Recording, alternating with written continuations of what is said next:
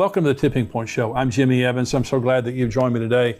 I have a teaching today called War Drums in Israel, and I want to talk to you about the news that's going on right now and what the Bible says about two wars that are about to happen in Israel. There are major wars that are prophesied, and what we have in the news today is telling us these wars are about to happen very soon. Before I get into that, let me just remind you on September the 17th, here in the Dallas-Fort Worth area, Grapevine, Texas, 5 minutes from DFW Airport, we have a Bible Prophecy Conference happening from 9 a.m. to 5:30 p.m. September 17th at Fellowship Church, Pastor Ed Young, our dear friend there, all day long. And we have great speakers, great content all day long to encourage you, to let you know what's going on here in the end times. Just a very special format there of just really getting all day information and encouragement related to Bible prophecy. I'll be speaking twice that day. I'll also be speaking the next morning at Fellowship Church on Bible prophecy. So if you attend the conference and you're able to stay over, you can hear me again on Sunday morning. We also have Pastor Billy Crone, who's a regular guest here on the program. We have Greg Laurie, who is a contributor to endtimes.com. He's written many books on the end times, terrific speaker, terrific content. We have Dr. Mark Hitchcock. He's written over 30 books on the end times. He is a contributor here to endtimes.com. He'll be speaking that day, along with Pastor Ed Young, who is a terrific speaker, great pastor, great speaker, and Rabbi Jonathan Cahn, who is a dear friend of mine, who I believe is the most gifted prophet of our time. His books are bestsellers. He has revelation that is off the charts, incredible and accurate. And so he'll be there bringing a special message. And so it's $99 a person to attend. It's $49 for the live stream, but we want to give you a 20% discount. We know we have a lot of subscribers to YouTube on our YouTube channel. If you haven't subscribed, hit that button and subscribe right now. We want to give you a 20% discount. So you get 20% off of the 99, 20% off of the 49. We would love to have you be there in person. If you can't, we would love to have you live streaming in. So you can go on conference.endtimes.com right now. Enter into your promo code there. You'll get 20% off. Conference.endtimes.com. The information is right there on your screen. Sign up. We have a lot of people already signed up. So we want you to sign up right now. You can use your discount, by the way, to bring family, friends, neighbors, bring a busload from your church. You can all use your discount code there. So we're going to have a lot going on that day. We would love to have you be a part of that. Let me remind you also of the book that we have, Where Are the Missing People? This is a book that you leave on your coffee table, dining room table, car, office, apartment, dorm room for people who are left behind in the rapture. The number one question that's going to be asked after the rapture is, where are the missing people? And this book is going to be there answering it, leading people to Christ and letting them know what's about to happen and how to prepare for it.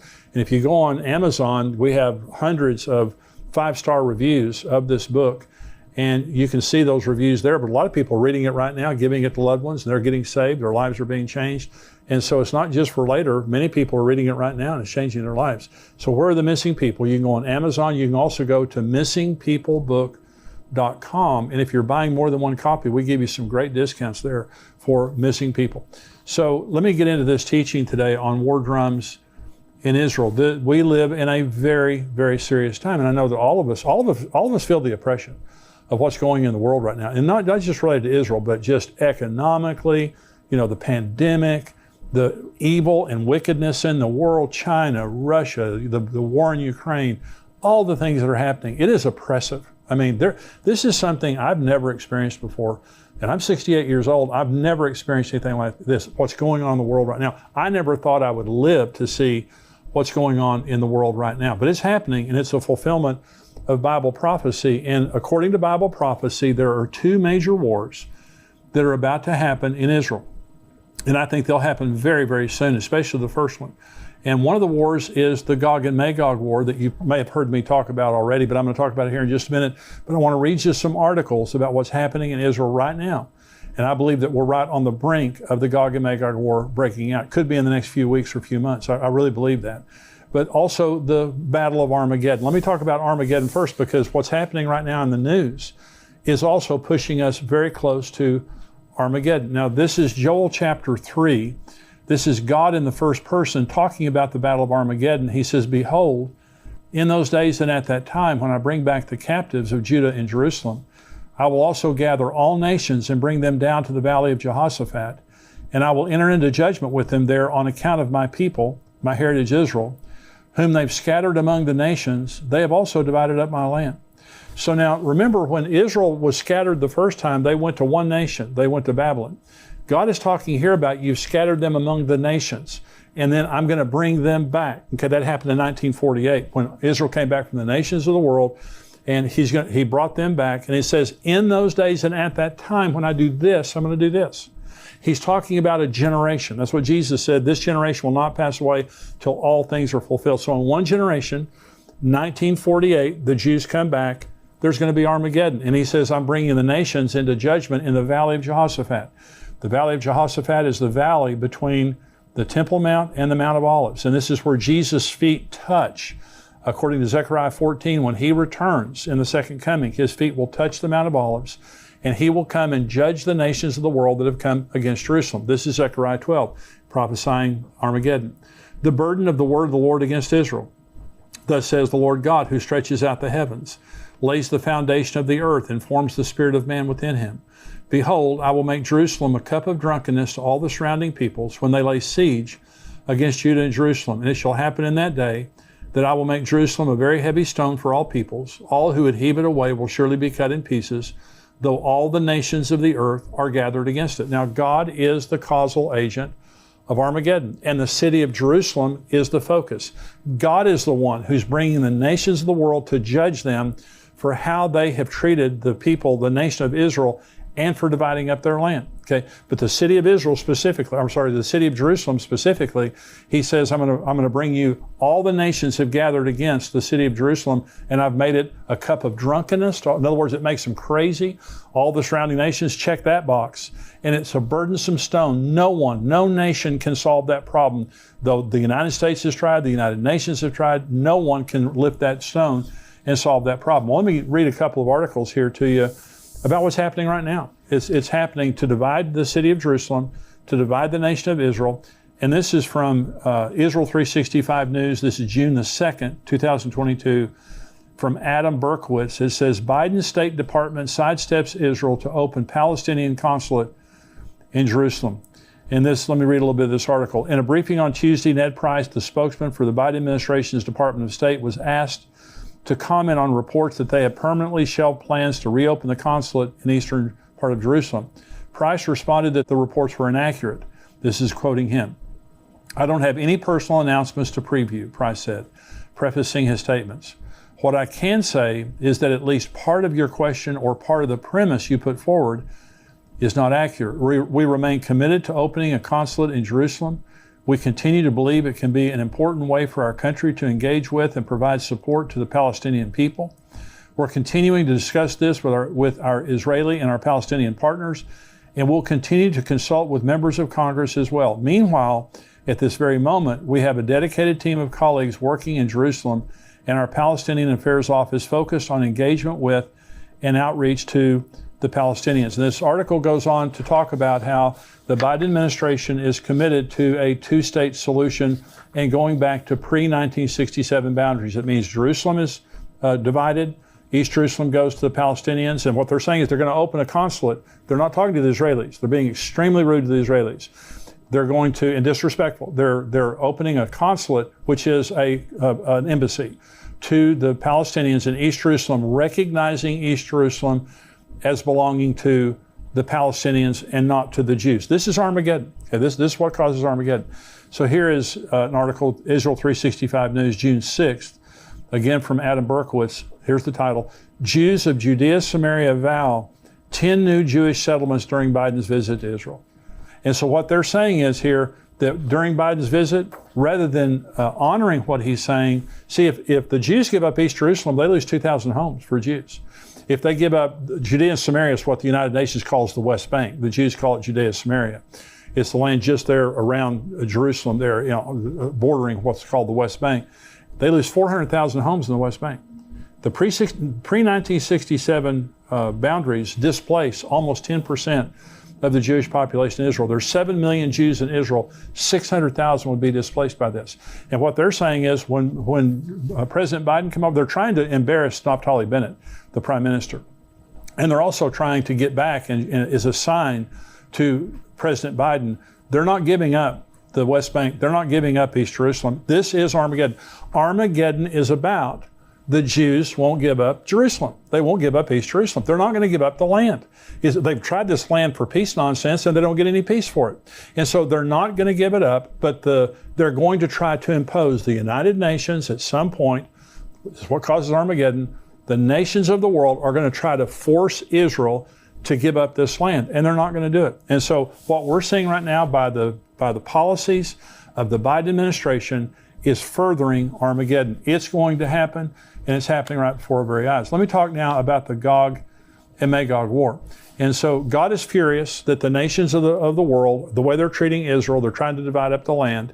But there's also the Gog and Magog war, that also God is the causal agent of the Gog and Magog war. And let me read you now. This is Ezekiel 38. You've probably heard me talk about this before. This is Ezekiel 38. The word of the Lord came to me, saying, Son of man, set your face against Gog of the land of Magog, the prince of Rosh, Meshech, and Tubal, and prophesy against him, and say, Thus says the Lord God, Behold, I am against you, O Gog, the prince of Rosh, Meshech, and Tubal.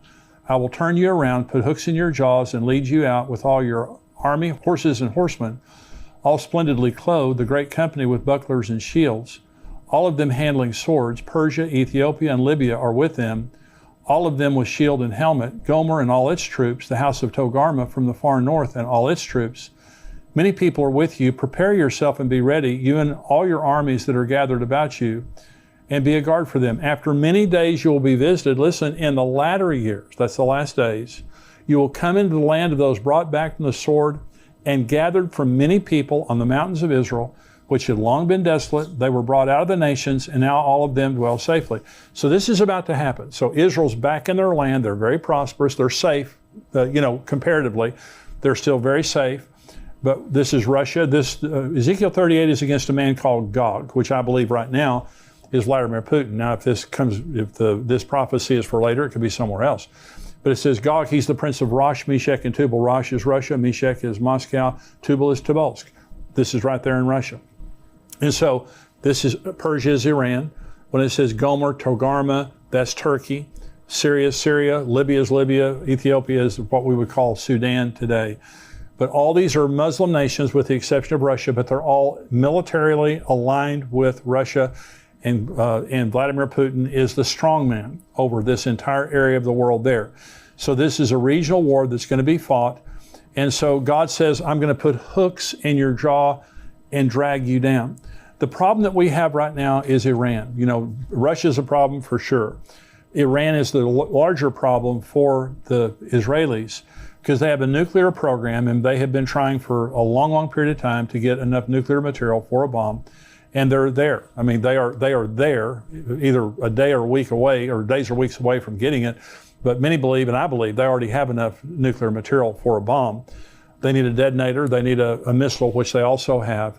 But they're at the final stages of putting this together. Now, Israel has been conducting for the last month. They just finished a huge, massive drill called Chariots of Fire. And this is practicing bombing Iran and practicing defending all their borders when they get finished bombing Iran. Because they know once they bomb Iran, all heck's going to break loose. And so remember, there's going to be a provocation. God says, I'm going to put hooks in your jaw. I'm going to draw you down to the mountains of Israel. Well, Russia, Iran, Syria, and Turkey are already on the northern border of Israel right now with weapons, ready to attack.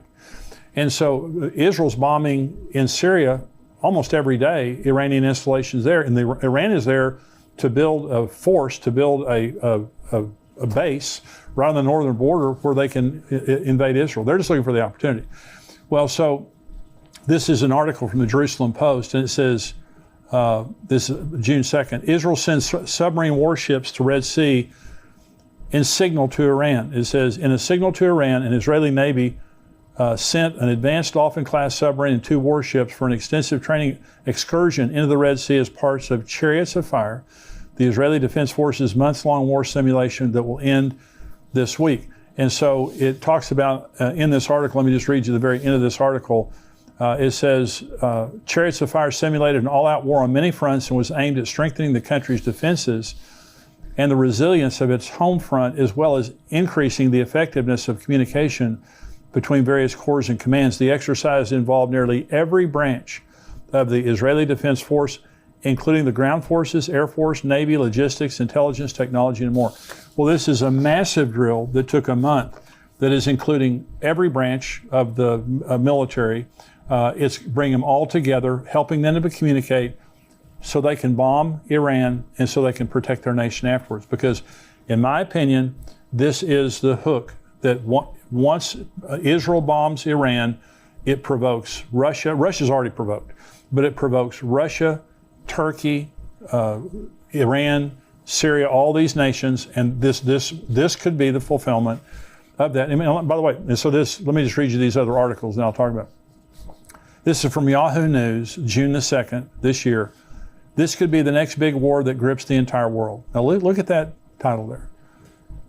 The ongoing war between Israel and Iran across the Middle East came out of the shadows and into the open long ago, but now, on the back of several suspected Israeli attacks inside Iran itself, the deadly contest threatens to escalate, possibly beyond the region. Last week, several quadcopter drones smashed into a suspected Iranian nuclear research and drone facility at Parchin, killing one engineer. Mere days before, 2 assassins on motorbikes shot dead an Iranian military colonel in the heart of Tehran. In February, several drones hit an Iranian unmanned aerial vehicle, UAV, base in the west of the country at Kermanshah. Although never officially taking responsibility, various subtle hints by Israeli officials and media reports have left little doubt as to the provenance of these attacks. Now listen to the rest of this article, because this is very important. This is all part of what the Israeli government, just under a year in power, has come to describe as the Octopus Doctrine, a new and risky expansion of its campaign against Iran's military and nuclear capability, the Octopus Doctrine. If in years past Israel did hit inside Iran, it was done covertly, usually through spies and cyber attacks, and almost always targeted Iranian nuclear scientists and facilities. For almost a decade, too, Israel made no secrets of its campaign of airstrikes, primarily inside Syria, against Iranian allied militias and weapons shipments. But now, Israeli officials openly describe a new defensive strategy, as one termed it in the Daily Beast, aimed at the head of the octopus in Iran, and not just his tentacles across the region in places like Syria, Lebanon, Gaza, and Iraq. One more paragraph here. For many years, the Iranian regime has carried out terrorism against Israel and the region via proxies. But for some reason, the head of the octopus, Iran itself, has enjoyed immunity. Israeli Prime Minister Naftali Bennett said in a speech on Sunday, the era of immunity for the Iranian regime is over. Now, that's some very serious rhetoric. And what they're saying is their doctrine, the Octopus Doctrine, kept saying, cut off the tentacles, hit them in Syria, quadcopter their nuclear facilities, send viruses into their computers, kill their scientists, and all those kind of things. And now what they're saying is, no, we're going to chop off the head of the octopus. That's a very different strategy, and it goes along with the chariots of fire. And by the way, the chariots of fire exercise, that looks back to Elijah. Isn't that interesting? That Elijah, I believe, will be one of the 2 witnesses in Israel, and so he could already be in Israel right now, but I just think it's very interesting. This is an article from the Times of Israel from the United Nations, and they're saying Iran not providing credible answers on material at undeclared sites. Well, Iran's been lying to everybody forever, and so they shouldn't be surprised by that, but they have found uranium traces at 3 different facilities that weren't supposed to have uranium, and the Iranians will not give an answer for it. And so they're lying. They've got more uranium than they're saying they have. And so they've just been caught. And this is the Jerusalem Post. One more article here. Iran crossing uranium enrichment threshold cannot be avoided. Okay, this is from the International Atomic Energy Agency. Okay, it cannot be avoided. So, and they're just saying in here that, and they're downplaying it. And they're saying, Iran's going to get nuclear material, but they don't have a detonator, and they don't have it's going to take them a while to build a bomb.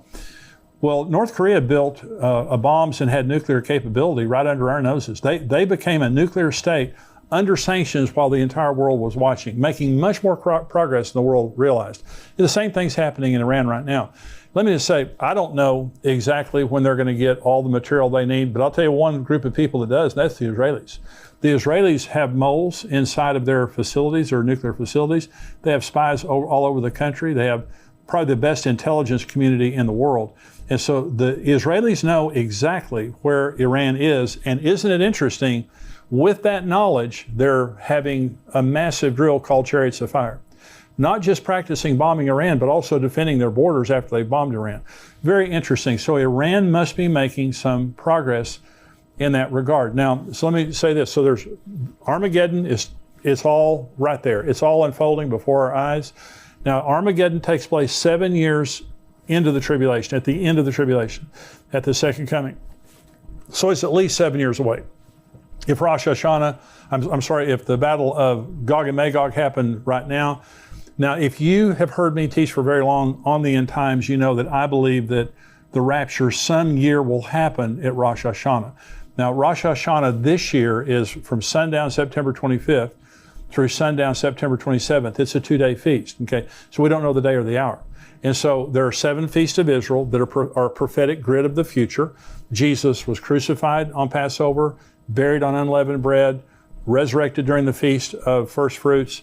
Pentecost came. Last weekend was a Pentecost. Pentecost came on the Feast of Pentecost. The next 3 feasts then are the Feast of Trumpets, the Day of Atonement, and the Feast of Tabernacles. And so I believe the Rosh Hashanah is the rapture, the Day of Atonement is the second coming, and the Tabernacles is eternity with God, us living with God for all of eternity. So we have 3 more feasts about to happen. So I believe, and what I've taught is, I believe some year that the Gog and Magog war will happen around the Feast of Trumpets, either right before or right after. Now, my personal opinion is it'll happen just prior to, because I believe it will set up the covenant that the Antichrist makes with Israel. After the Gog and Magog war, there's going to be a tremendous sympathy for Israel when God glorifies himself, when he defeats all those armies and deals with that issue. Then the Antichrist shows up as a man of false peace and makes this covenant of peace. Now, that's just my opinion. It could be at a different time. But isn't it interesting that we're 3.5 months right now from the Feast of Trumpets, when I believe some year the rapture will happen. And all these things are happening. And what the world is witnessing is, we're right there. Related to Israel and Iran, we're right there. Israel cannot let Iran get a nuclear weapon. It's not going to happen. They have the resolve and they have the capacity to bomb Iran and stop it. And so this is all happening right before our nose. And my opinion is, and this is what I wrote in my book, Tipping Point, I wrote it 2 years ago, is my opinion is when Israel bombs Iran, which could be in the next few days or few weeks, when Israel bombs Iran, it will provoke the Ezekiel 38 and 39 war, which I believe is a sign that the rapture is about to happen. We're in that period of time. And when I make these kinds of statements, I'm not setting a date that I'm saying absolutely Jesus is coming this September. But I've never seen in my lifetime the events that we have going on in the world right now. And in my heart, I pray that this is the year that Jesus will return. And all the signs of the times are there. And I'm just reading the signs of the times. And so I hope that this has been a blessing to you today. If you're watching on YouTube, I just want to say thank you for joining me. I hope you'll become a subscriber to endtimes.com. We have articles and videos that come out all week long. This week we talked about China's growing footprint in the world. China is a very troubling nation in the world right now. We talked about Iran's nuclear weapons, famines in Africa. We also had an article from Dr. Mark Hitchcock on the numbers in Revelation. Are they symbolic or are they literal or are they a combination of the two? I wrote an article about going through the storms of life, how Jesus taught us how to go through the storms of life. We also had a video that was released today by Dr. Mark Hitchcock that was talking about the World Forum that was just held in Davos, that they're talking about tracking us and tracking our carbon footprint because they're talking about global warming. And he did an article, a video, talking about how that could be used by the Antichrist to ultimately control us. And so we have all kinds of articles and videos, plus we have the full Tipping Point show that only our subscribers get. I want you to become a subscriber to endtimes.com, $7 a month, $77 a year. You get the full Tipping Point show. I'm about to answer questions. In the rest of this podcast, I'm going to answer questions, lots of questions from our subscribers. And want you to be a part of that. But subscribe, $7 a month, $77 a year. We'd love to have you be a subscriber to endtimes.com. And if you're watching on YouTube, be sure and subscribe to this channel so you know every time we have something that comes out. God bless you. I'll see you next time. Goodbye. I want to thank you for watching this Tipping Point clip, and I want you to subscribe to the channel. I want you, if you're not a subscriber, go ahead and click subscribe there. And thank you for watching and subscribing. I want you to join our Tipping Point community at endtimes.com. For $7 a month, you can subscribe and you have a 7-day free trial. So if you just want to check it out for 7 days, go on endtimes.com, check us out for 7 days, but I can promise you, you're going to love the content. You're going to be getting the Tipping Point show, the full show, every single week, as well as articles and video content from great teachers like Greg Laurie and Mark Hitchcock, and of course myself. Be sure to subscribe to be notified when we release more videos like this. God bless you.